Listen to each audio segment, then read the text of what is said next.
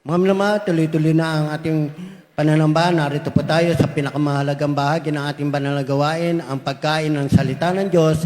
Kaya tayo po'y magsatayo, pagbibigay galang sa salita ng Diyos, at akin na po yung binibigay po pagkakataon sa ating beloved ordained preacher, beloved Fred De Asis.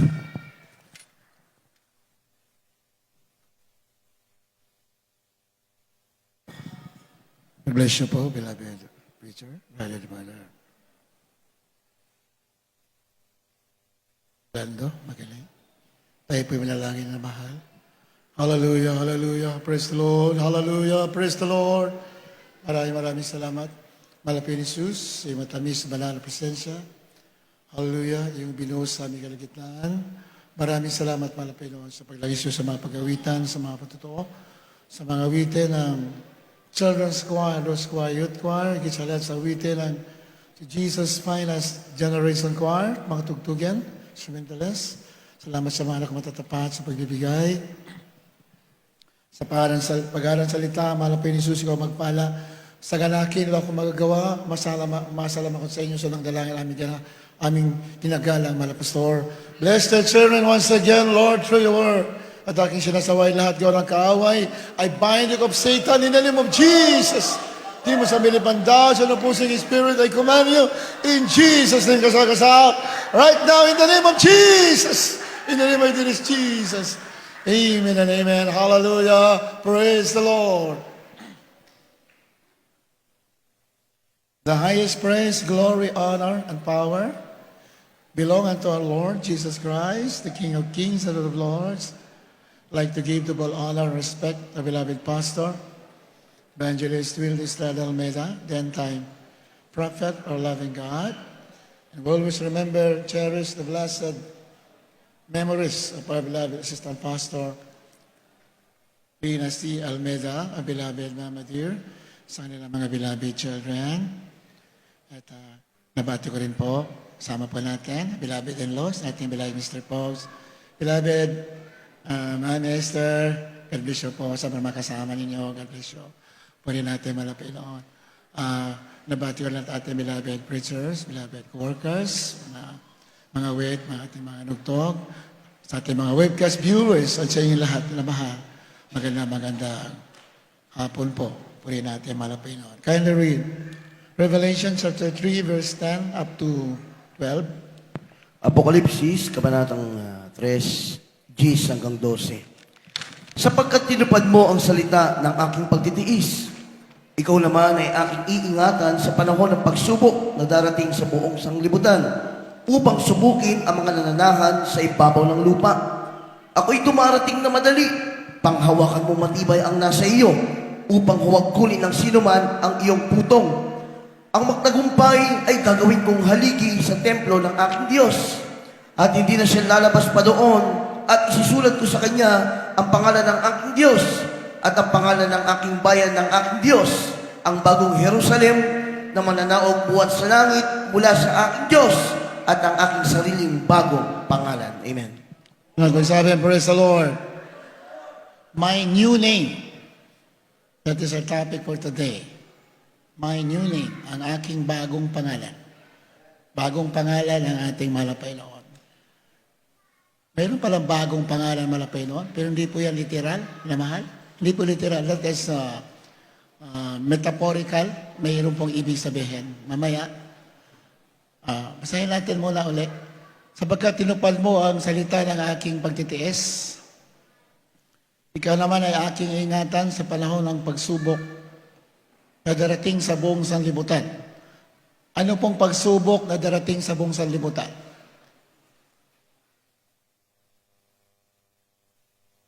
Darating po yan at susubukin ang mga nananahan sa ibabaw ng lupa.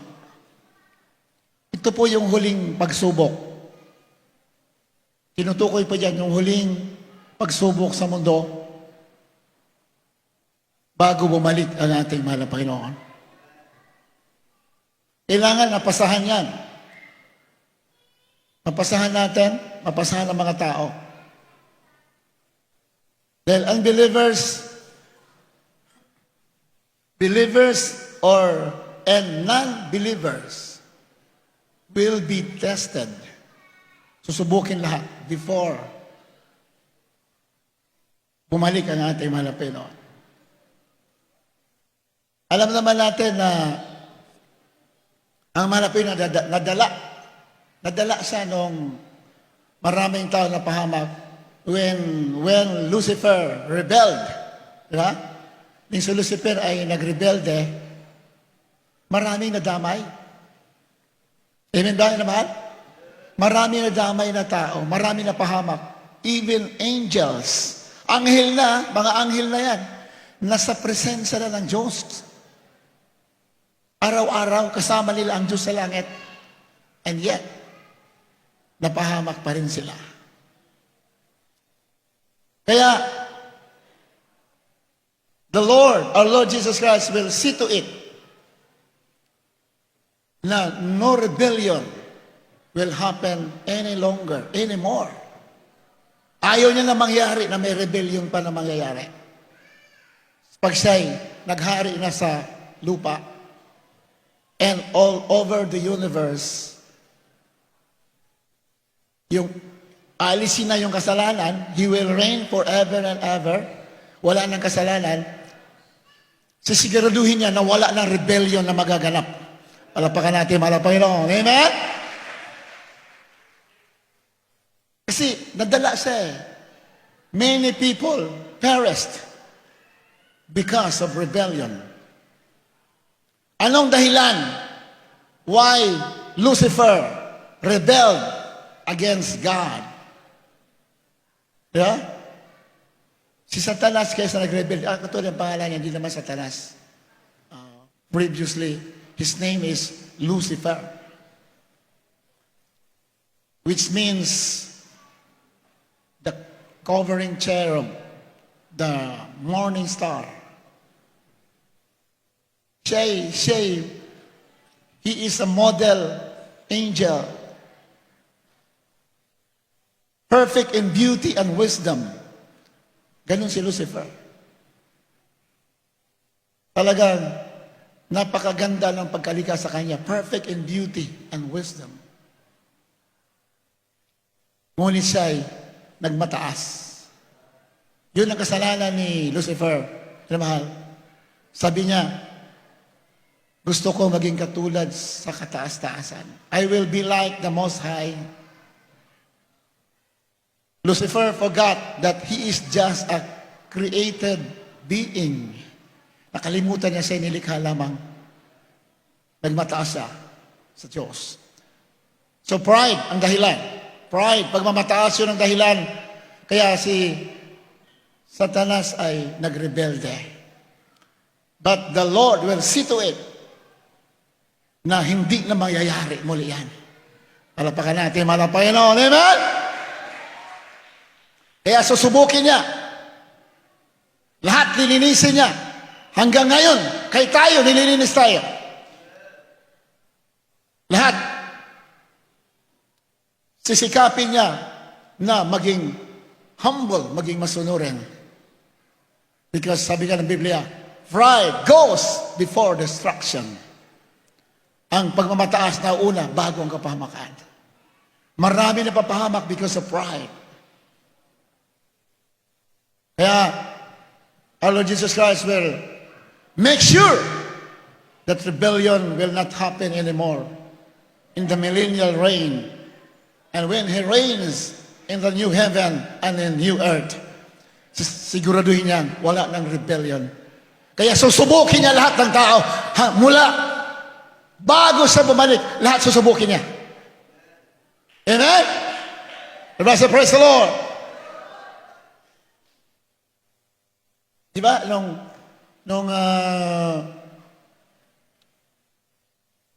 yung mga Israelites ay naglalakad patungo sa lupang pangako,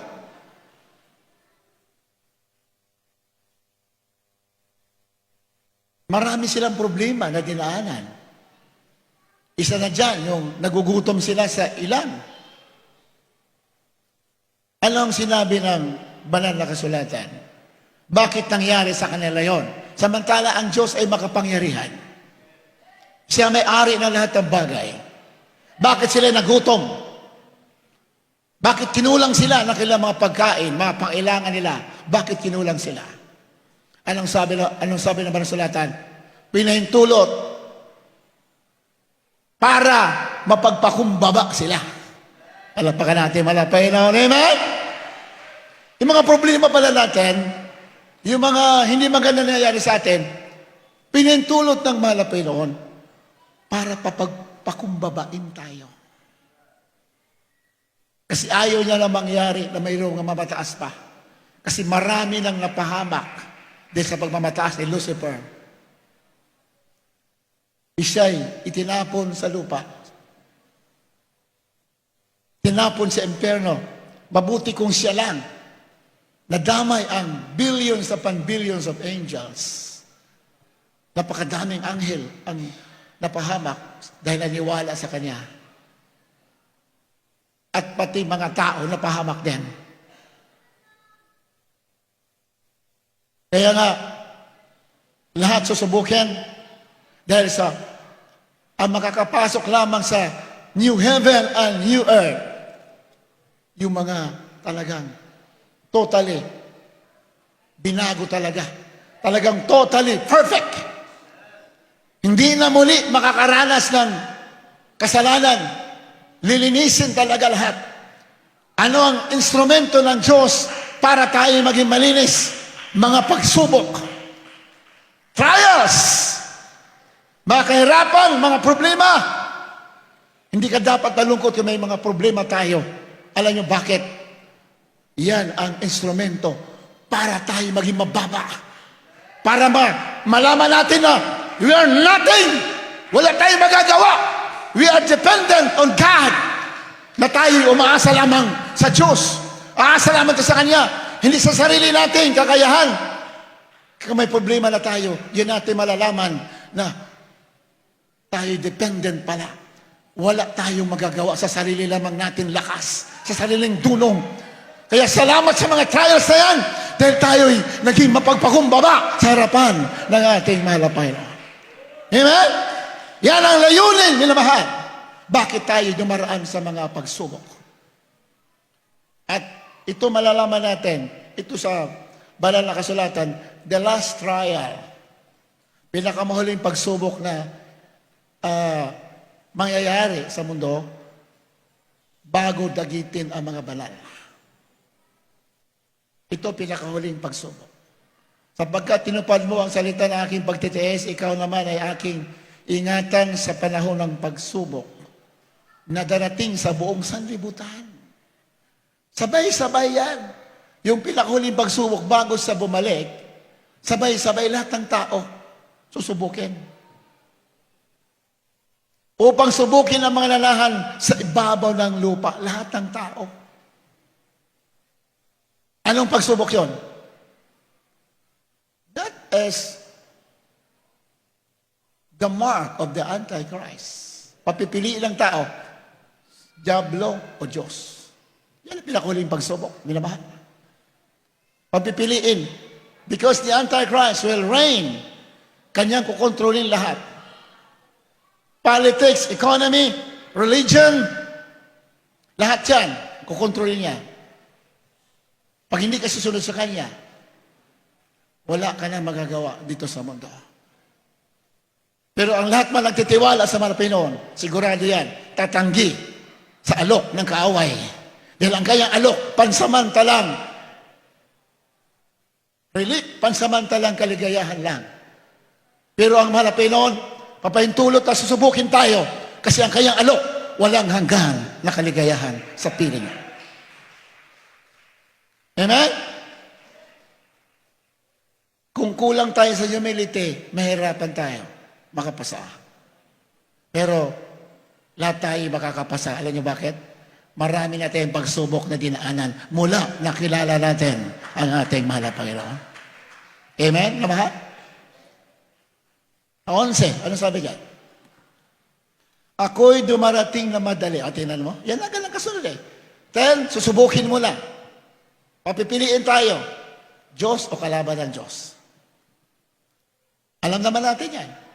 Na the Satan is controlling the world today through his cohorts sa magitan ng kanyang mga alagad. Alam naman natin, wala naman tago-tago yan. Hayagan naman yan, hayayari na sa mundo ngayon. Sino mga alagad niya ngayon? Anyan, mga billionaires sa buong mundo. Sila nag-imbento ng mga virus na yan. Lahat yan, sila. Pinayaman sila ng diablo para maghanap nila yung utos ng diablo sa kanila. Nasa pala nakasulatan, mababasa naman natin lahat yan. Ang alok ng diablo, ang alok ni Satanas sa mga tao na sasamba sa kanya, bibigay niya makayamanan sa mundo. Pero malak ng Diyos, kung may kayamanan ka, galing sa Diyos yan. Dahil sumusunod ka sa kalooban ng ating mahal na Panginoon. Yung mga hindi sumasamba sa Diyos na buhay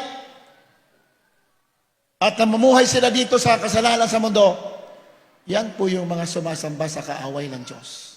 Nandiyan sa Biblia, mababasa naman natin yan.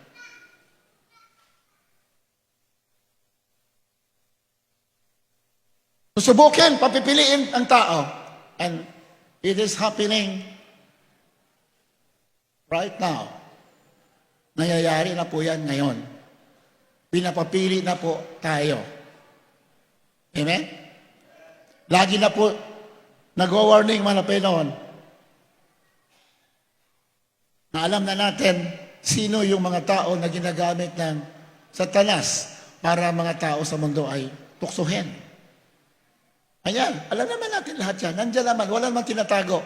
Hayag sa banang sulatan, hayag din sa nangyayari sa mundo. The prophecy that the Antichrist will control the world is being fulfilled in our very eyes today. Alam naman niyo yan, na mahal? Yung nga lang, ang anak ng Diyos, sabi nga naman sulatan, be wise as serpent, but be harmless as dove. Maging matalino raw tayo, katulad ng serpente. Serpente kasi, kaunting kaluskus lang, alam niya na mayroong kalaban. Diba? Ganun serpente, ka-wise. Ganun sa ka-wise. Ganun sa ka-protective sa kanyang sarili. Alam mo yung ahas, hindi naman nangangagat basta-basta yan. Kaya lang yan ang nangangagat yung ahas to protect himself. Diba, akala siguro pag sa damuhan siya, may mga tao na nandoon, akala sasaktan siya, kaysa inuunahan niya. Ganon siya ka-wise. Hindi naman niya alam na, hindi naman sinasadya ng tao. So dapat ganon tayo. We must be very protective. Dahil nakasalay na dito, kaligtasan natin at buhay sa piling ng ating mahal na Panginoon. Amen? Kung mayroon dapat ay ingatan, wala nang iba. Pinakauna, yung korona ng buhay na nasa atin na hindi maagaw ng kaaway. So subukin at papipiliin. This is the last test, the last trial na ipintulot ng mahal na Panginoon. Kasi mahal na Panginoon, bibigyan tayo ng kalayaan to choose. He will give us freedom. Freedom of choice. Bibigyan tayo ng freedom, kalayaan para pumili. Ngayon, kilala naman natin mga Panginoon na siya talaga may-ari ng langit at lupa. Siya may-ari lahat ng bagay. So alam natin sino ang pipiliin natin. Amen? Kaya lahat susubukin before He comes. Sabi yan, after ng trials, ang sinabi agad, ako'y dumarating na madali. Katapos ang pagsubok na yan, pagkatapos magpili ng tao, then babalik sa agad. Sigurado yan. And the trial is already happening in the world today. Kaya maingat tayo, minamahal. Huwag ipagpapalit natin ang kaligtasan natin sa mga bagay na pansamantala sa mundo. Amen? Huwag natin ipapalit. Dahil ang mundo na ito ay kontrolado ng kadiliman. Kailangan tayo nandito para maging liwanag dito. Palapakan natin malapay na Amen? Lagi sinasabi na 12 pastor, Do not succumb to the will and caprices of the devil. Do not succumb to the will and caprices. Huwag daw tayo magsukum. Huwag tayong bumigay sa kalooban at pakala ng kaaway. Huwag daw tayo bibigay. Do not succumb. Do not yield. Huwag tayong bibigay. Mahal, hawakan natin ang salita ng katotohanan. Dahil ang alok ng dyablo, temporary na kaligayahan. Ang kapalit, walang hanggang pagdurusa. Ang Malapinon, may pagsubok, may kahirapan, ngunit ang kapalit, kaligayahan na walang katapusan. So, kailangan natin maingat na pagpili. Kahit sa mga unbelievers, sa mga nanood sa inyong mga tahanan, maingat kayo sa pagpili. Maging wise tayo lahat, nila mahal. Alamin natin ano ang gawa ng kaaway, ano ang gawa ng Diyos. Alamin natin. Alam naman natin na ang gawa ng kaaway, puro pang mundo lamang. Pero ang gawa ng Diyos, mga bagay na espiritual. Pananampalataya, yan ang galing sa Diyos. Pananampalataya sa kanyang salita, minamahal. Kahit na masakit sa puso natin, ngunit yun ang sinabi ng Diyos, yun ang ating sampalatayanan, at yun ang gawin natin. Amen? Everyone say, praise the Lord. After the trial, the last trial, napapipiliin ng mga tao, ang sabihan, ako'y dumarating na madali. Darating na siya, na mabilisan. Panghawakan mo matibay ang nasa iyo, upang huwag kunin ng sino man ang iyong putong. Tingnan mo. Panghawakan daw natin. Alam na natin, nasa atin na ang kaligtasan. Nasa atin na ang malapay noon, alalahan na sa atin. Panghawakan natin yan dahil gusto niyan kunin ng kaaway. Aalukin tayo. Tatakutin tayo, pahirapan tayo. Ngunit, pagsubok lamang yan, pahintulot lamang ng Diyos para makita sino ang tunay na nagmamahal. Umiibig sa ating malapay noon. Amen? Handang magsakripisyo, alang-alang sa kanyang pagsunod sa kalooban ng Diyos. Sabi ng malapay noon, if you love me, keep my commandments. Malalaman ng malapay noon na mahal natin siya dahil iniingatan natin ang kanyang mga utos. Panghawakan ng matibay ang nasa iyo upang huwag kunin ng sinuman ang iyong putong. Ano ba nasa iyo? Ano ba nasa atin? Kaligtasan at buhay na walang hanggan. Kaya ba yan palitan ng mga bagay sa mundo? Kaya ba yan bayaran? Hindi po kaya palitan yan. Namahal. Ingatan natin, panghawakan natin yung mga bagay na sa atin upang huwag kunin ng sino man.